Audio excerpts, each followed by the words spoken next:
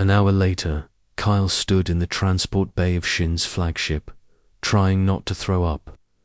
The journey through space had been disorienting, but now he was surrounded by Shin's warriors creatures that looked like they'd been designed by a committee of nightmares. They watched him with predatory interest, clearly expecting their lord to tear him apart. Nervous? Shin asked, approaching with the fluid grace of an apex predator. He'd changed into ceremonial armor forged from black starlight and carried a sword humming with energy. Terrified, Kyle admitted, "But I'm here." "Yes, you are. And you will die here, in front of your woman, so she can see what happens to those who challenge the natural order." Kyle glanced at Zelia, who stood with the other observers. She'd surrendered her weapons as per combat protocol, but her eyes burned with fury and pride. She believed in him, even when he didn't believe in himself. "Combat protocols activated," the helmet announced. "Accessing tactical databases, analyzing opponent." Information flooded Kyle's mind. Shin's fighting style, preferred weapons, strengths, and weaknesses. The warlord was fast, skilled, and ruthless, but also arrogant, and arrogance created openings. "The rules are simple," Shin said, drawing his sword. "Fight until one of us cannot continue. No mercy, no quarter. The winner claims all. Got it?" Kyle rolled his shoulders, trying to work out the tension. "Let's get this over with." The combat ring was a circle of energy 20 feet across, surrounded by Shin's warriors. Kyle had no weapons except his leather jacket and the helmet, while Shin carried a sword that could probably cut through steel. It should have been a massacre. Shin attacked immediately, his blade whistling where Kyle's head had been a split second before. Kyle rolled away, the helmet's tactical systems guiding his movements. He wasn't fast enough to dodge everything, but he avoided the killing blows. "You cannot run forever, human," Shin snarled, pressing his attack. "Face me like a warrior." "I'm not a warrior," Kyle said, ducking another swing. "I'm a mechanic, and you know what mechanics do?" He grabbed a handful of sand from the deck plating and threw it in Shin's face. While the warlord was blinded, Kyle tackled him around the waist, using momentum and leverage. They went down hard, Kyle on top, and for a moment he thought he had a chance. Then Shin's fist connected with his ribs, and Kyle felt something crack. He rolled away, gasping, while Shin regained his feet with inhuman grace. "Clever," Shin admitted, wiping sand from his eyes. "But tricks will not save you." He was right. Kyle's strength was fading, his makeshift strategy crumbling. Under Shin's superior skill, the helmet provided tactical advice, but tactics were useless against an opponent who was faster, stronger, and better armed. Initiating emergency protocols, the helmet announced. "Battle mode activation requires conscious consent." "Battle mode?" Kyle asked, dodging another strike. "Full neural integration. I become you. You become me. Temporary enhancement of physical and mental capabilities." "What's the catch?" "There is always a catch. Battle mode is addictive. Many previous commanders lost themselves to its power." Kyle glanced at Zelia, watching the fight with desperate intensity. He thought about what she'd said, that he was kind, brave, that he saw people for who they were. Battle mode might make him stronger, but would it make him someone else? "No," he said aloud. "I'll do this my way. Your way is getting you killed. Then I'll die as myself." Shin's next attack caught Kyle across the chest, tearing through his jacket and drawing blood. Kyle staggered, his vision blurring. The warlord raised his sword for the killing blow, and Kyle smiled. You know what your problem is, Shin. You think this is about fighting. He straightened, ignoring the pain. But it's not. It's about leadership. And leaders don't rule through fear. They rule through inspiration.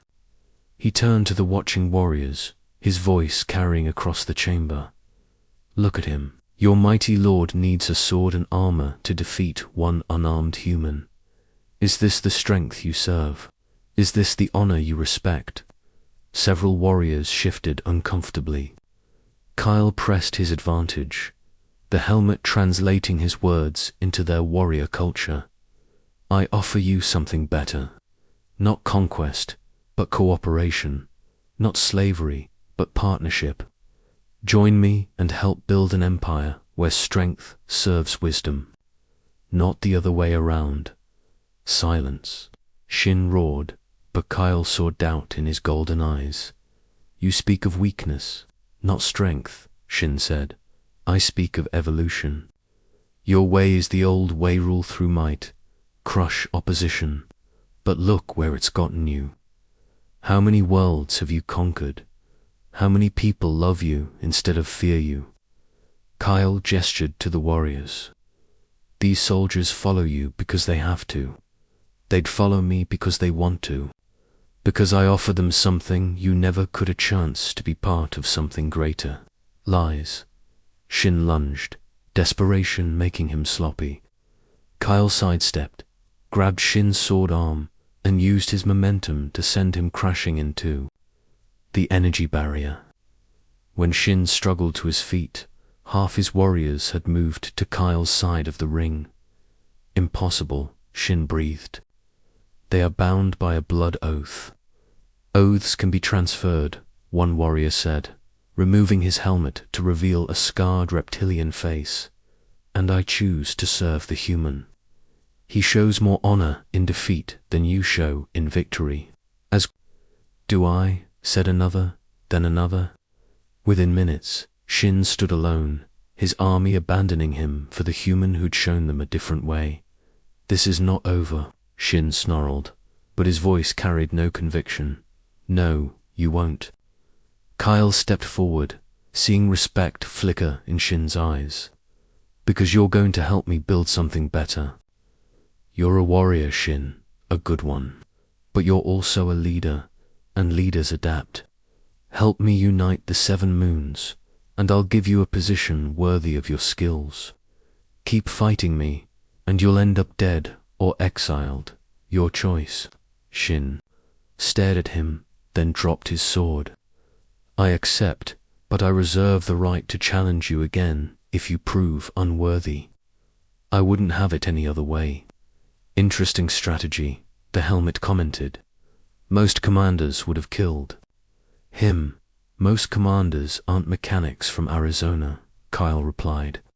We fix things instead of breaking them. An hour later, Kyle stood in the transport bay of Shin's flagship, trying not to throw up. The journey through space had been disorienting, but now he was surrounded by Shin's warriors, creatures that looked like they'd been designed by a committee of nightmares. They watched him with predatory interest, clearly expecting their lord to tear him apart. Nervous, Shin asked, approaching with the fluid grace of an apex predator. He'd changed into ceremonial armor forged from black starlight and carried a sword humming with energy. Terrified, Kyle admitted. But I'm here. Yes, you are. And you will die here, in front of your woman, so she can see what happens to those who challenge the natural order. Kyle glanced at Zelia, who stood with the other observers. She'd surrendered her weapons as per combat protocol, but her eyes burned with fury and pride. She believed in him, even when he didn't believe in himself. Combat protocols activated, the helmet announced. Accessing tactical databases, analyzing opponent. Information flooded Kyle's mind. Shin's fighting style, preferred weapons, strengths, and weaknesses. The warlord was fast, skilled, and ruthless, but also arrogant, and arrogance created Openings. The rules are simple, Shin said, drawing his sword. Fight until one of us cannot continue. No mercy, no quarter. The winner claims all. Got it? Kyle rolled his shoulders, trying to work out the tension. Let's get this over with. The combat ring was a circle of energy 20 feet across, surrounded by Shin's warriors. Kyle had no weapons except his leather jacket and the helmet, while Shin carried a sword that could probably cut through steel. It should have been a massacre. Shin attacked immediately, his blade whistling where Kyle's head had been a split second before. Kyle rolled away, the helmet's tactical systems guiding his movements. He wasn't fast enough to dodge everything, but he avoided the killing blows. You cannot run forever, human, Shin snarled, pressing his attack. Face me like a warrior. I'm not a warrior, Kyle said, ducking another swing. I'm a mechanic, and you know what mechanics do? He grabbed a handful of sand from the deck plating and threw it in Shin's face. While the warlord was blinded, Kyle tackled him around the waist, using momentum and leverage. They went down hard, Kyle on top, and for a moment, he thought he had a chance. Then Shin's fist connected with his ribs, and Kyle felt something crack. He rolled away, gasping, while Shin regained his feet with inhuman grace. Clever, Shin admitted, wiping sand from his eyes. But tricks will not save you. He was right. Kyle's strength was fading, his makeshift strategy crumbling. Under Shin's superior skill, the helmet provided tactical advice, but tactics were useless against an opponent who was faster, stronger, and better armed. Initiating emergency protocols, the helmet announced. Battle mode activation requires conscious consent. Battle mode, Kyle asked, dodging another strike. Full neural integration. I become you, you become me. Temporary enhancement of physical and mental capabilities. What's the catch? There is always a catch. Battle mode is addictive. Many previous commanders lost themselves to its power. Kyle glanced at Zelia, watching the fight with desperate intensity. He thought about what she'd said, that he was kind, brave, that he saw people for who they were. Battle mode might make him stronger, but would it make him someone else? No, he said aloud. I'll do this my way.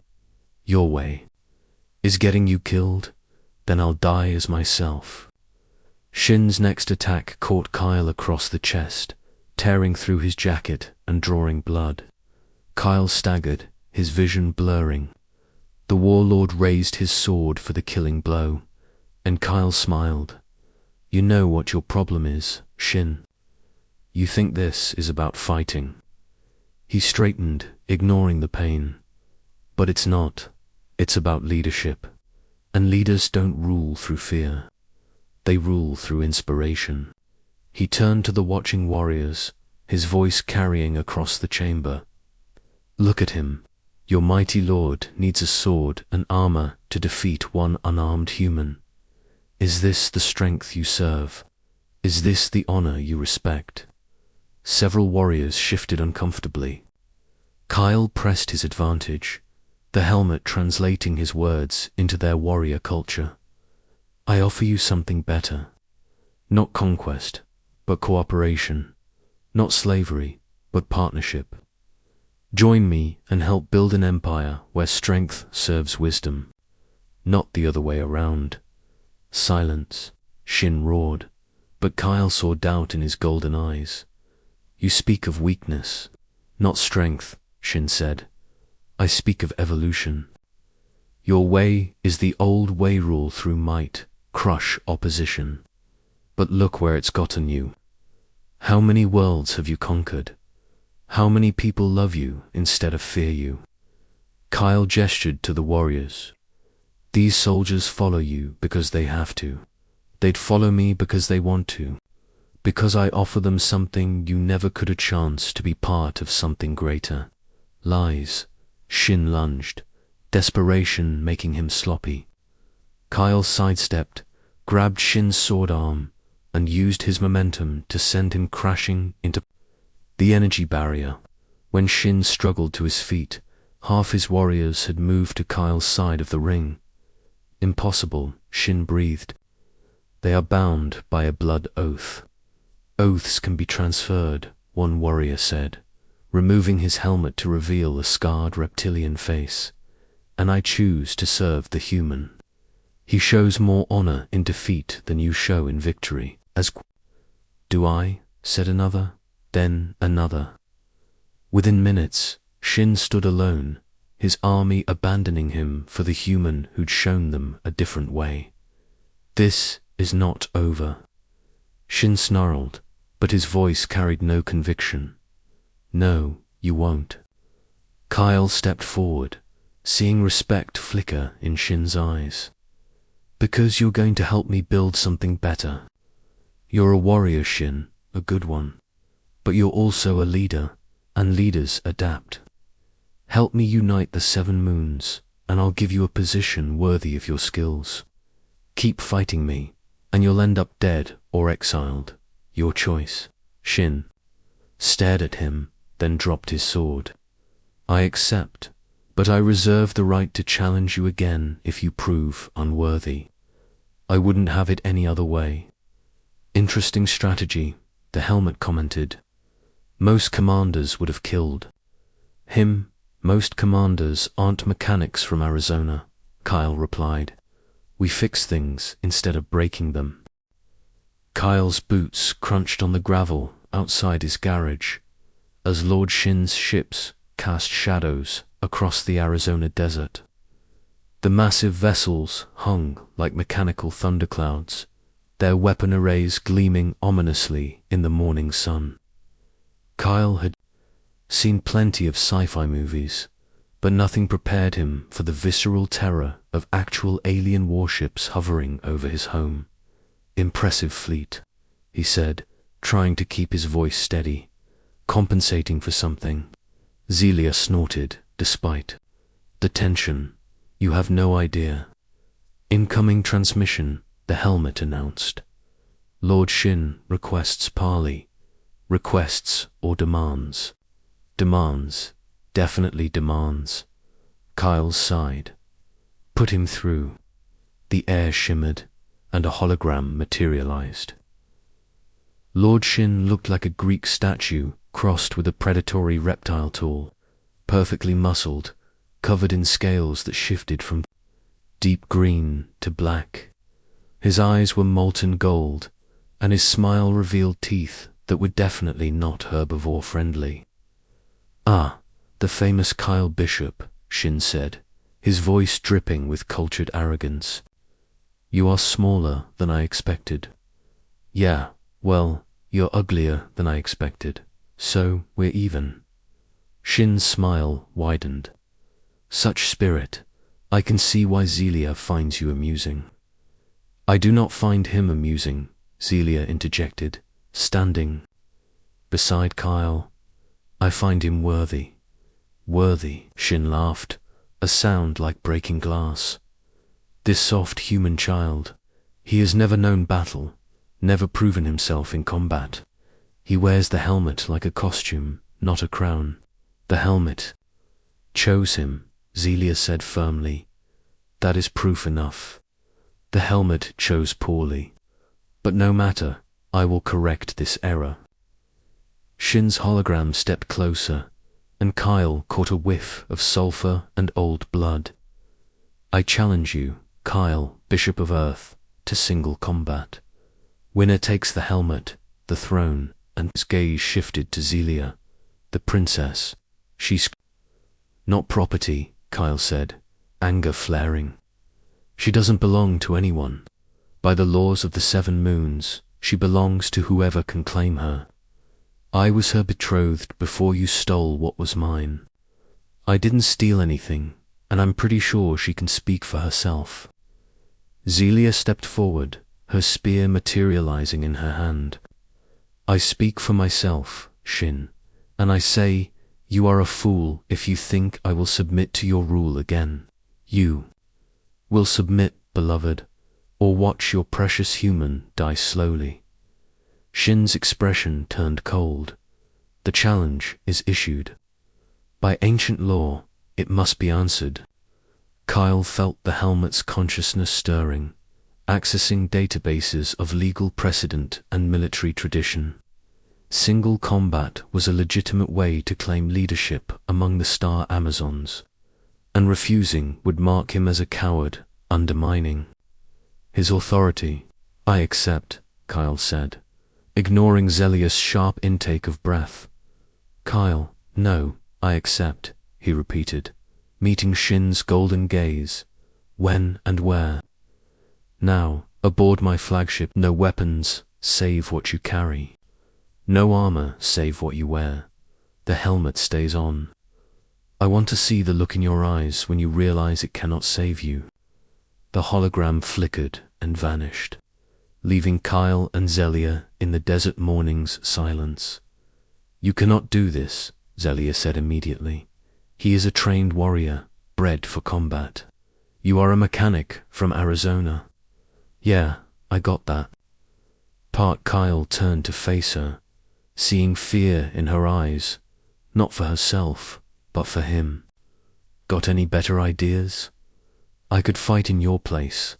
It is allowed under certain circumstances, and prove to everyone their emperor hides behind a woman. No thanks. Then we run. Take the helmet and flee to the outer systems. My people will understand, will they? Or will they think their leader is a coward who abandoned them at the first sign of trouble? Kyle reached out and touched her face, feeling the warmth of her skin. Zelia, I have to do this. Not just for the Empire, but for me. I need to know I'm not just some guy who got lucky. You are not just some guy, she said fiercely. You are kind and brave, and you see people for who they are, not what they can do for you. You are everything a leader should be. Then help me prove it. Kyle woke to the smell of something burning and the sound of Zelia cursing in a melodic language he assumed was her native tongue. The words carried the unmistakable tone of someone who'd just made a terrible mistake. He stumbled into the kitchen, to find her standing over his stove, wearing his son's t-shirt and nothing else, while smoke poured from a pan containing what might have once been eggs. Everything okay? He asked, trying not to stare at her legs. I attempted to prepare morning sustenance. She gestured helplessly at the smoking pan. I may have miscalculated the heating requirements. Kyle rescued the pan, dumping the charred remains into the sink. That's okay. Cooking takes practice. I am a warrior princess. I should not be defeated by simple food preparation. Even warrior princesses have to learn sometime. Kyle opened the window to clear the smoke. Want me to show you how it's done? You would teach me. Sure, eggs are easy once you get the hang of it. For the next 20 minutes, Kyle guided Zelia through the basics of cooking breakfast. She approached it with the same intense focus she'd shown with the pizza, asking detailed questions about heat distribution and timing. When she produced a plate of slightly uneven but edible scrambled eggs, her smile was radiant. I have conquered breakfast, she announced proudly. You have conquered breakfast, Kyle agreed, accepting the plate. The eggs were a little dry, but he'd eaten worse. Not bad for a first attempt. I am a fast learner, I noticed. They ate standing at the kitchen counter, the morning light streaming through the window, turning Zelia's skin a softer shade of purple. Kyle found himself wondering what it would be like to wake up to this every morning, her in his kitchen, wearing his clothes, proudly presenting him with breakfast. The thought should have terrified him. Instead, it felt right. So, he said, what's the plan for today? Do I need to, I don't know, conquer something? First, we must formally announce your ascension to the throne. The longer the 7 moons go without word, the more unstable the political situation becomes. And how do we do that? The helmet can broadcast across the empire. A simple declaration of your authority should suffice. Kyle nodded, trying to project confidence he didn't feel. Okay, what do I say? Whatever comes naturally. The helmet will translate your words into the appropriate languages and protocols. What if nothing comes naturally? Then you speak from the heart. Leadership is not about perfection, Kyle. It is about authenticity. The princess speaks. Wisdom, the helmet chimed in. Though I suggest pants for the ceremony. Kyle looked down at his boxers and t-shirts. Right pants, good call. After changing into his least wrinkled jeans and a clean shirt, Kyle followed Zelia's instructions to activate the helmet's communication system. It was surprisingly simple, just a matter of focusing on the desire to speak to his people, while touching the crystalline structures on the sides. Ready? Zelia asked. Kyle took a deep breath. As ready as I'll ever be. The helmet came alive with light, and suddenly Kyle felt the presence of billions of minds across the 7 moons. It was overwhelming, like holding a conversation in a stadium full of people talking at once. Gradually, the noise settled into expectant silence. Kyle began, then cleared his throat. Hi, I'm Kyle Bishop, and I guess I'm your new Supreme Commander. Greetings, citizens of the 7 moons, the helmet translated, giving his words a formal weight he hadn't intended. I am Kyle Bishop, chosen of the helmet, rightful ruler of the Star Amazon Empire. Kyle shot Zelia a look that said, "This is not what I said," but she just smiled and nodded encouragingly. He continued, I know this is probably weird for you. It's definitely weird for me. I'm not exactly leadership material. I fix motorcycles for a living. I drink too much beer. And until yesterday, I'd never even met an alien. The helmet's translation was more diplomatic. But Kyle sensed amusement rippling through the collective consciousness of his new subjects. Honesty was apparently refreshing after centuries of political speeches. But I'm going to do my best, he continued. I'm going to learn about your cultures, your needs, your hopes for the future, and I'm going to try to be the kind of leader you deserve, even if I have no idea what that means yet. The response was immediate and overwhelming, a wave of acceptance, curiosity, and something like affection. Kyle staggered under the emotional weight, and Zelia steadied him with a hand on his arm. They like you, she whispered. Really, really. You just did something no ruler has done in 3 centuries. You admitted you don't have all the answers. Kyle was about to respond when the helmet's voice boomed again. Incoming transmission, Priority Alpha. Priority Alpha. Kyle asked. Military. Emergency, Zelia said, her expression darkening. Accepted. Kyle focused on the helmet, and a new voice filled his mind, harsh, arrogant, radiating barely contained violence. So, the helmet has chosen a new puppet. How disappointing. Who is this? Kyle demanded. I am Lord Shin of the Crimson Fleet, and you, little human, are wearing something that belongs to me. Zelia's face paled. Shin, she breathed. Hello, beloved. I trust you are well. I have come to collect what was stolen from me.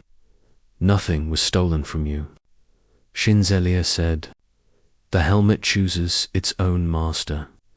The helmet chooses weaklings, it seems. No matter, I will correct this error shortly. Kyle felt a surge of protective anger. You want the helmet? Come and take it. Oh, I intend to. In fact, I am already here.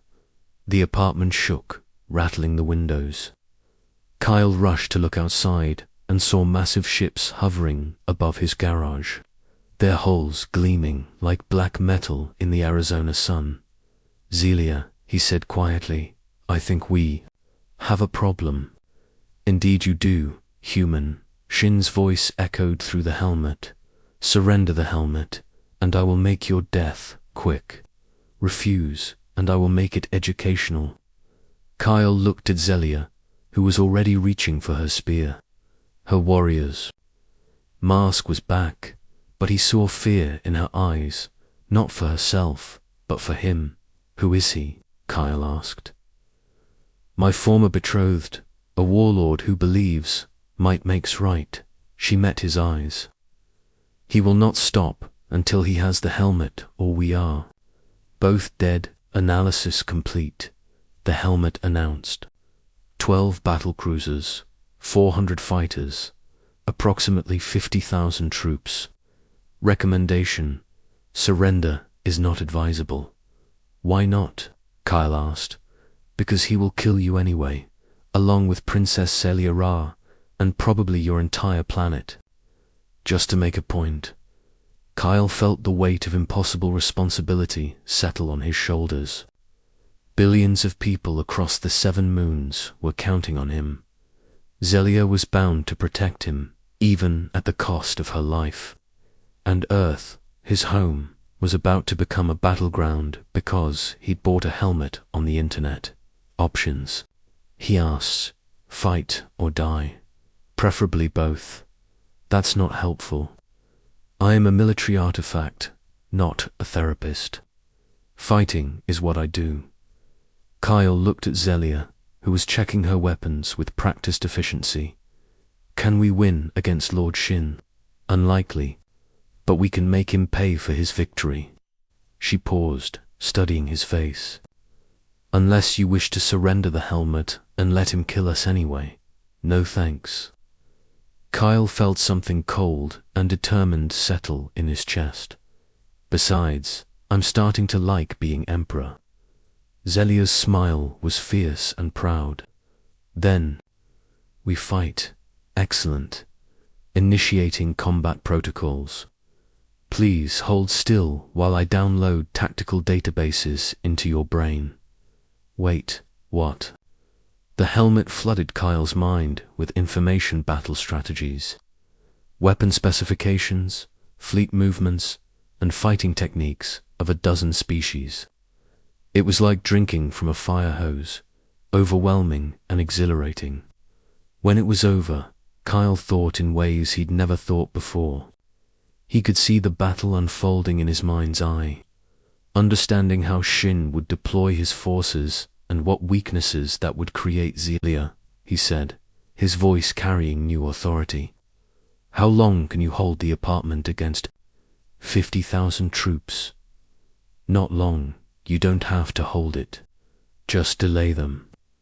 Kyle was already moving, his mind racing through possibilities. Can you contact the Star Amazon fleet? They are 3 days away at best. Then we'll have to handle this ourselves. Kyle grabbed his leather jacket and headed for the door.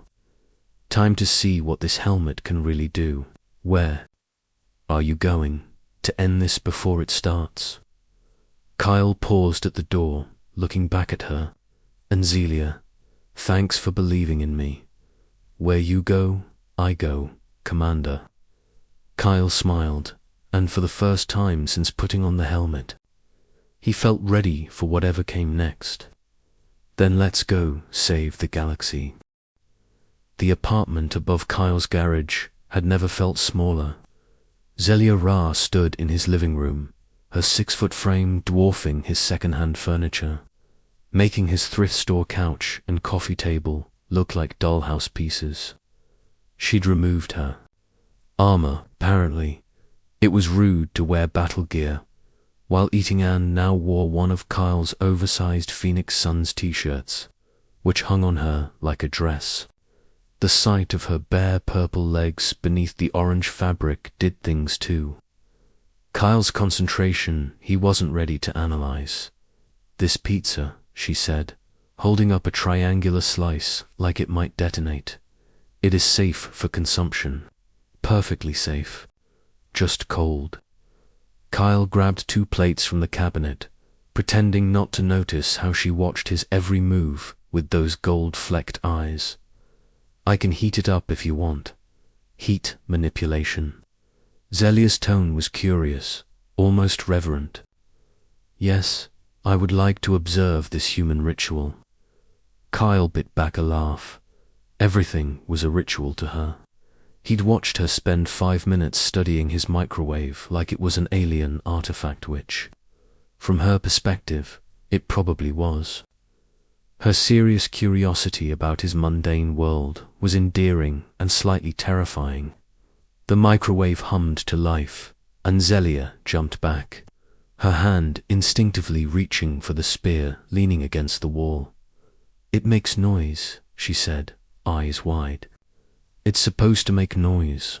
That's how you know it's working." Kyle pulled 2 beers from the fridge, then paused.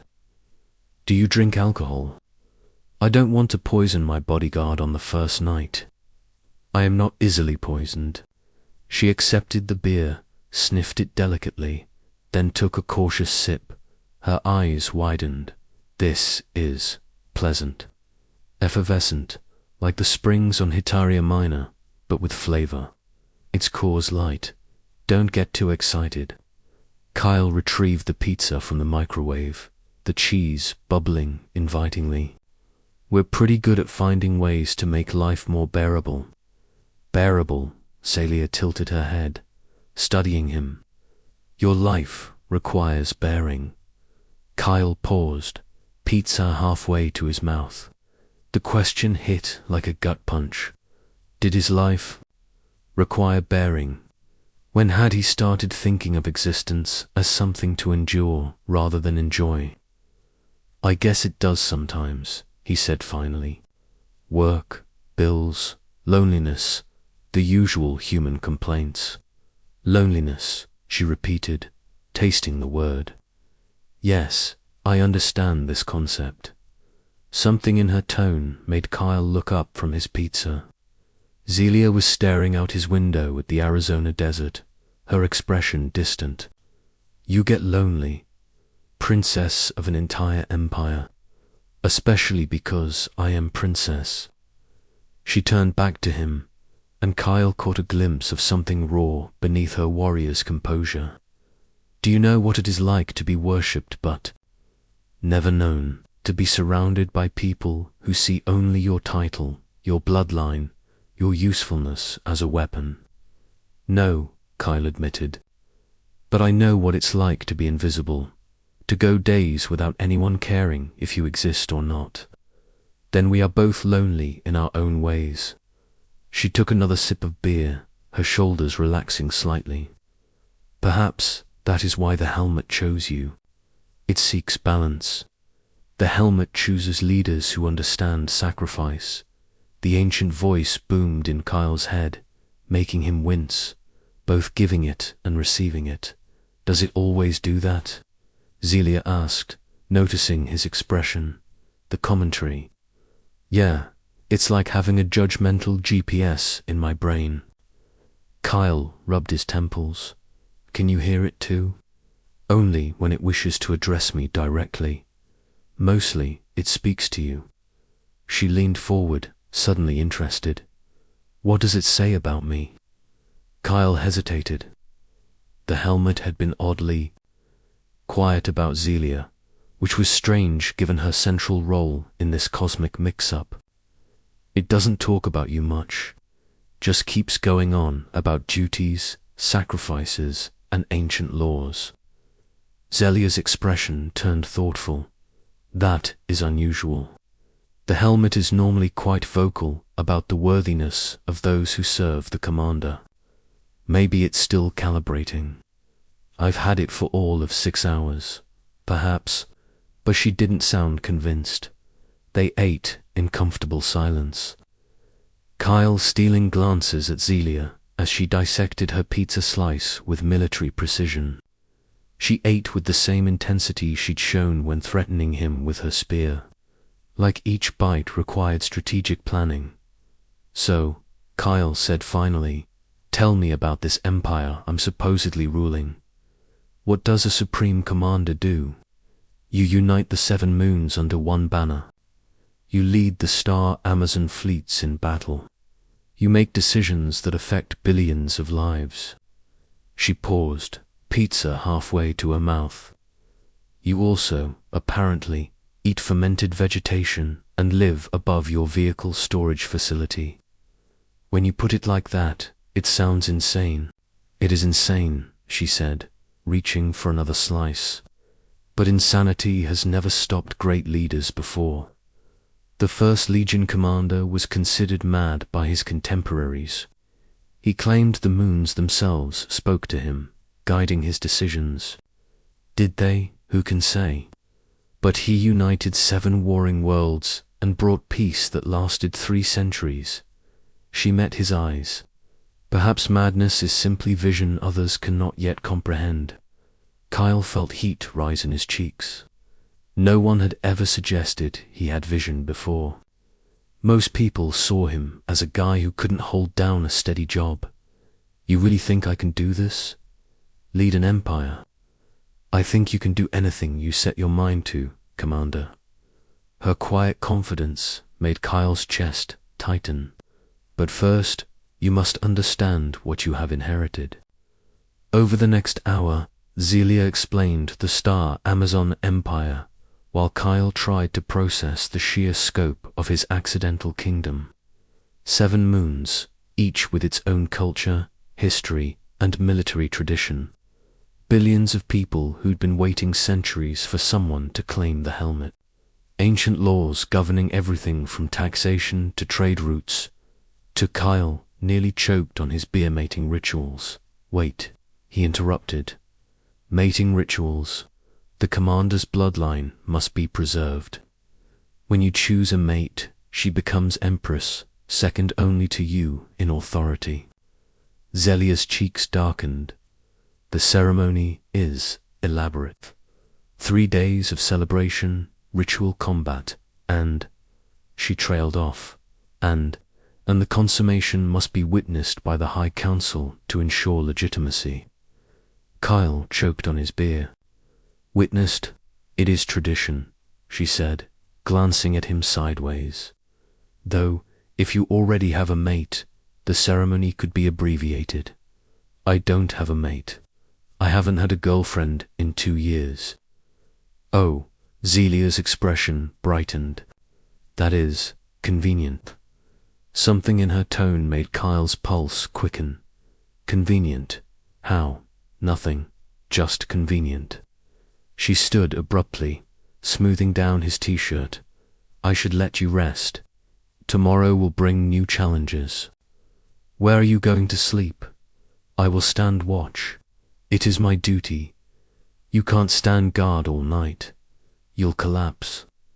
I am trained to go days without sleep if necessary."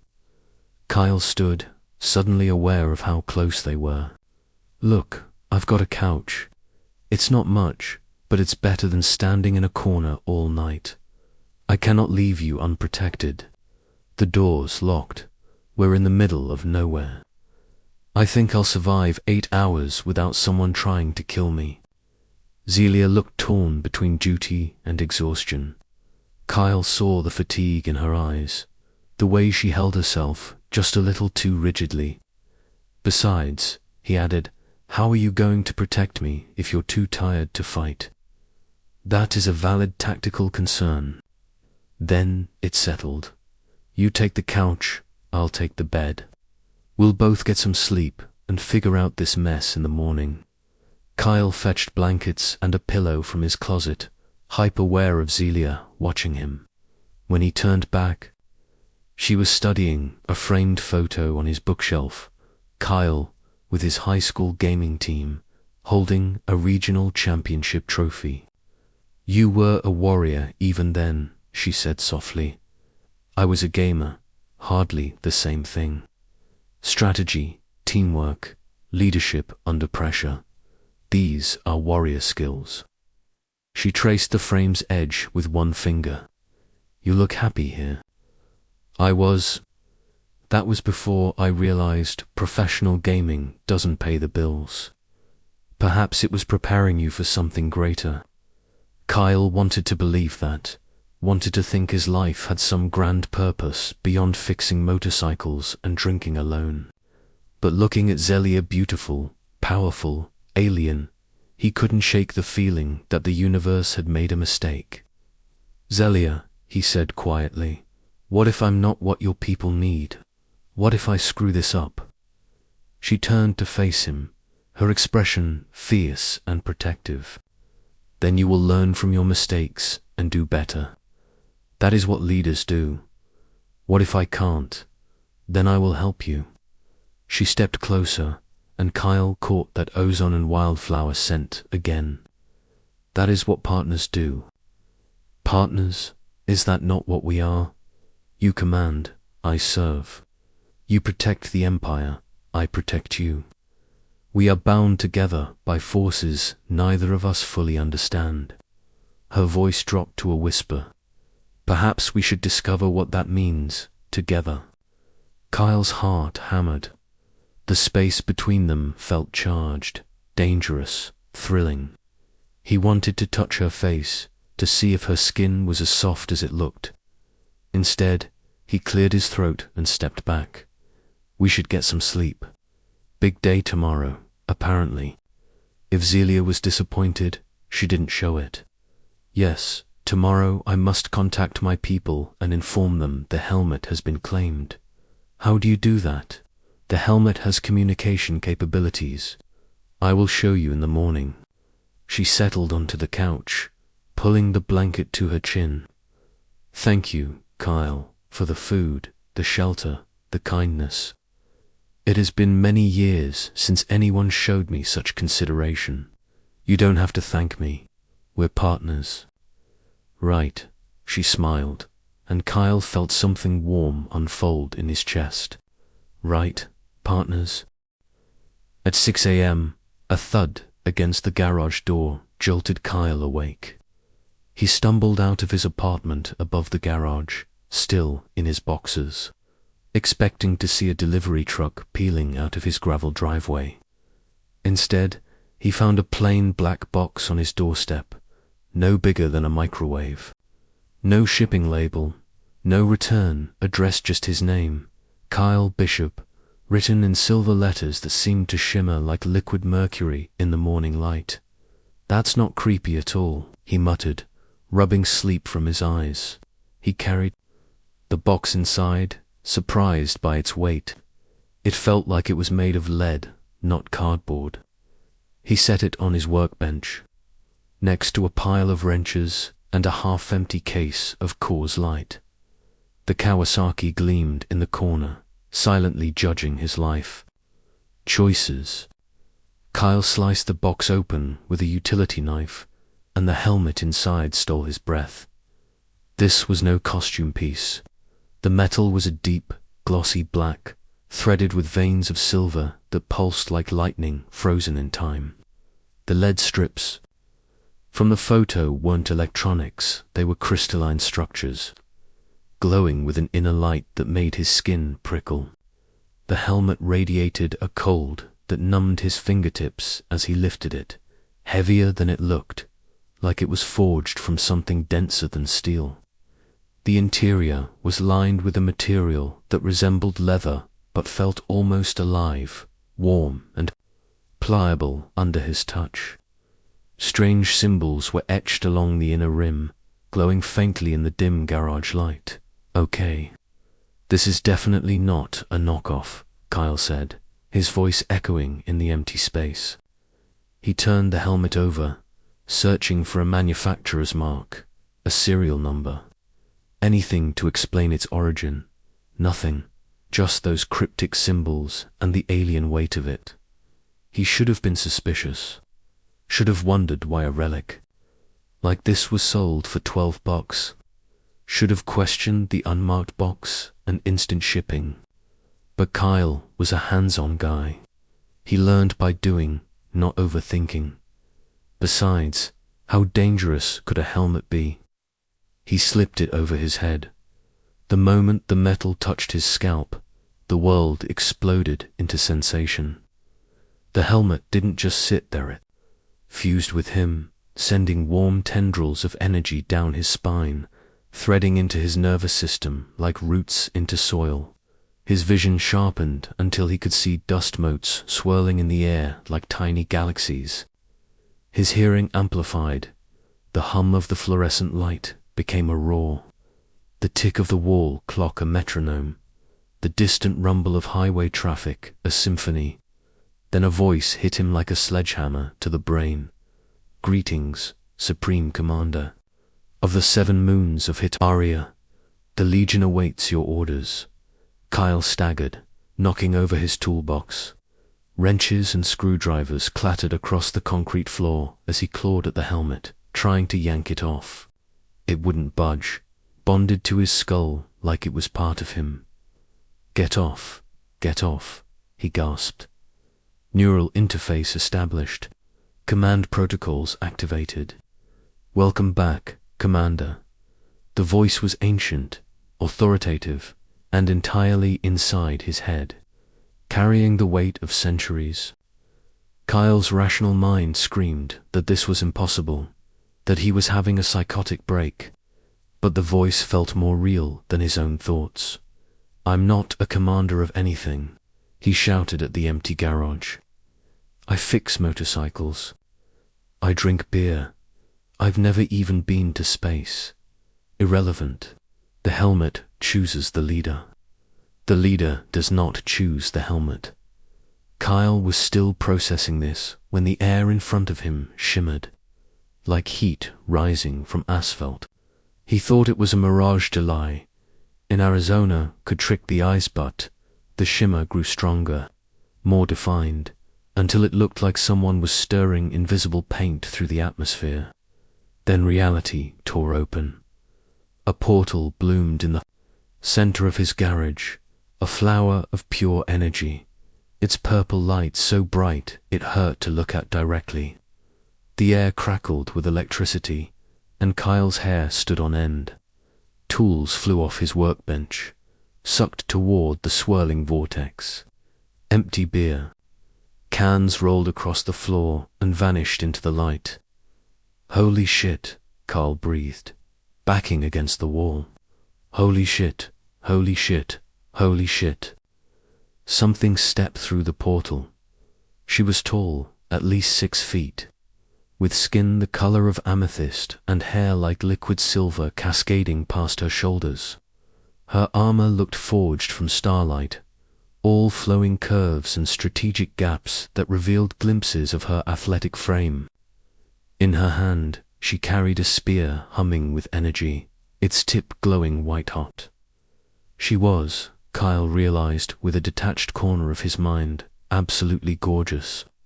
And she looked pissed. You dare, she snarled, leveling the spear at his chest. You dare wear the helmet of the Legion. Kyle raised his hands, trying to look non-threatening. Look, lady, I think there's been a mistake. I just bought this thing on Galaxy Bay. I didn't know it was the helmet of the Legion. Does not appear on your primitive auction sites. She took a step closer, and Kyle saw her eyes gold with flecks of green, burning. With fury, only one chosen by the ancient pact could have claimed it, which means, her voice faltered as she studied him, taking in his oil-stained coveralls and the chaos of his garage. Which means, you are now my master. I'm your what now? The alien woman's fierce expression cracked, replaced by something like embarrassment. By the laws of the Great Binding, I am sworn to serve whoever wears the helmet. You are now my... She swallowed hard. My supreme commander, my protector, my everything. Kyle stared at her. I'm your everything. The bond is comprehensive, she said quietly, her cheeks darkening to a deeper purple. I must guard your life, obey your commands, and, she hesitated, glancing at his cluttered workbench. "And warm your bed, should you desire it." Warm. My bed? Kyle's brain short-circuited. What does that even mean? It is the way of my people. The commander's word is law. His safety is paramount. His comfort is... She trailed off, studying his garage with a mix of curiosity and confusion. "This is your palace. This is my garage." Kyle gestured at the scattered tools, empty beer cans, and the half-rebuilt Kawasaki. "I live in the apartment upstairs. It's not much, but it's got cable and a decent shower." The alien woman blinked, her golden eyes wide. "You live above your palace. I live above my garage, which is not a palace. It's where I fix things." He paused, his brain catching up to the surreal situation. "Who are you, exactly?" She straightened, her posture radiating regal authority. "I am Zelia Ra of the Star Amazon Empire, first daughter of the Twilight Throne, commander of the Void Spears, and..." She hesitated, her voice softening. "And now, apparently, your humble servant." "Servant?" Kyle shook his head. "I don't want a servant. I want to know why there's a talking helmet stuck to my head, and why a beautiful alien woman just stepped out of a portal in my garage." Zelia's expression softened at the word beautiful. "The helmet is a relic of the First Legion commander, forged when the Seven Moons were young. It chooses leaders across the galaxy, bonding with those who possess the strength to command. The Star Amazon fleet. I don't want to command a fleet. I want to finish my motorcycle and drink a beer." "That is unfortunate," Zelia said, lowering her spear slightly, "because the helmet will not release you until you die or pass it to another worthy warrior. And until then, I am bound to you by laws older than your species." Kyle slumped against his workbench, the weight of the helmet suddenly feeling heavier. "So, you're saying I'm stuck with this thing?" "We are both stuck, Commander." Zelia glanced around the garage, taking in the chaos of his life. "Though I must ask, if you are to be my master, and I am to serve you in all things." She paused, her cheeks darkening again. "That is still valid if I sleep on the right side of the bed, isn't it?" Kyle choked on his own saliva. "The right side of the bed." "I am left-handed with a spear," she said matter-of-factly. "I need room to maneuver if enemies attack during the night." "You want to sleep in my bed?" Kyle's voice cracked. "To protect you. I am sworn to protect you. How can I do that from across the room?" Zelia tilted her head, studying him with those gold-flecked eyes. "I know I am not like your human women. My skin is different. My customs strange." "No," Kyle interrupted, his face flushing. "You're not displeasing at all. You're... WOW, I just..." He ran a hand through his hair, forgetting the helmet until his fingers hit metal. "This is a lot to process. 5 minutes ago, I was a mechanic from Arizona. Now I'm apparently the supreme commander of Space Amazons with a gorgeous alien bodyguard who wants to sleep in my bed." Zelia's smile could have powered the entire garage. "You think I am gorgeous? I think you're..." Kyle stopped himself before he said something that would get him in deeper trouble. "I think we need to figure out what the hell is going on here. Perhaps I can clarify." The helmet's voice boomed in his head. "The Star Amazon Empire has been without a commander for 300 years. Princess Zelia Ra has been searching for the helmet since she came of age. By claiming it, you have become the supreme ruler of her people. I didn't claim anything. I bought it on the internet. The helmet does not recognize the distinction."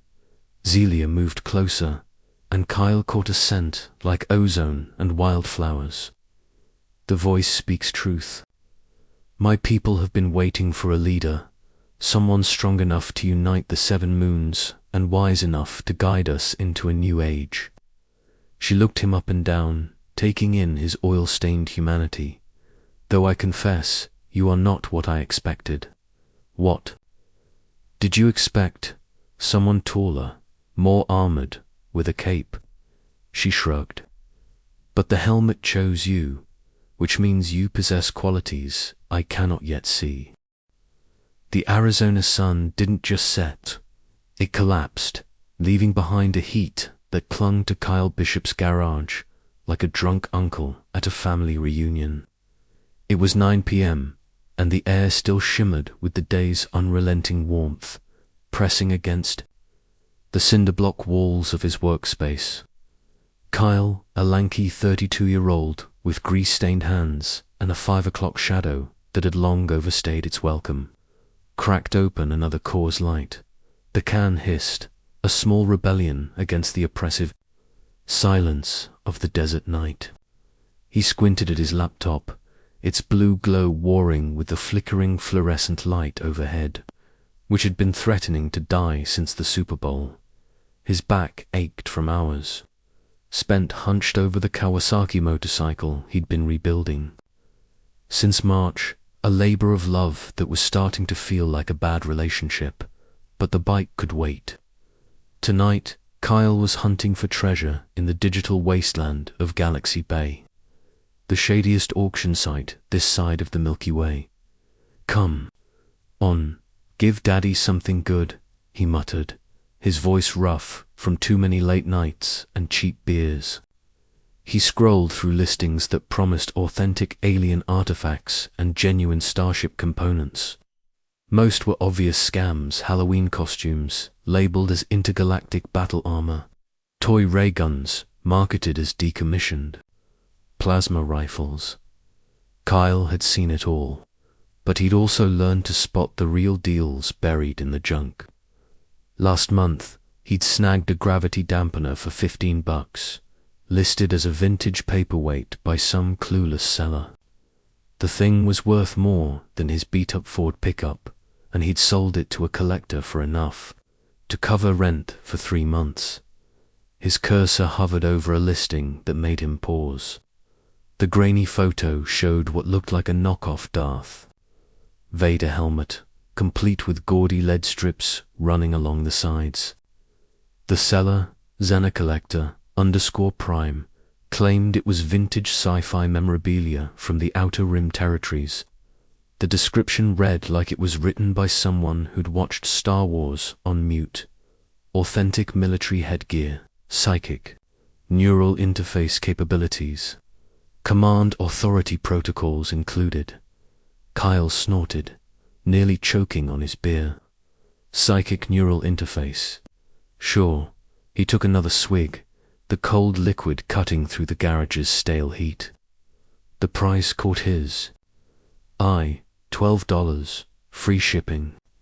The auction timer ticked down for minutes left. No bidders. His finger drummed against the bottle, the rhythm matching the hum of the fluorescent light. $12 wouldn't break him, even if it was just a fancy costume piece. He could wear it to Comic-Con if he ever scraped together the cash to go. Something about the helmet nagged at him, though. The metal in the photo looked too smooth, too uniform, not like the cheap plastic props flooding the market. The LED strips didn't look like LEDs at all. They had a crystalline quality, like they were glowing from within.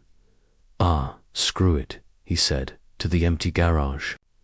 He clicked by it now and instantly regretted it. $12 he didn't have for a helmet he didn't need. Classic Kyle. The confirmation email pinged almost immediately, which was odd. Most Galaxy Bay sellers took hours, sometimes days, to respond. But Xenacollector_Prime had already sent a shipping notification. Overnight delivery, no tracking number.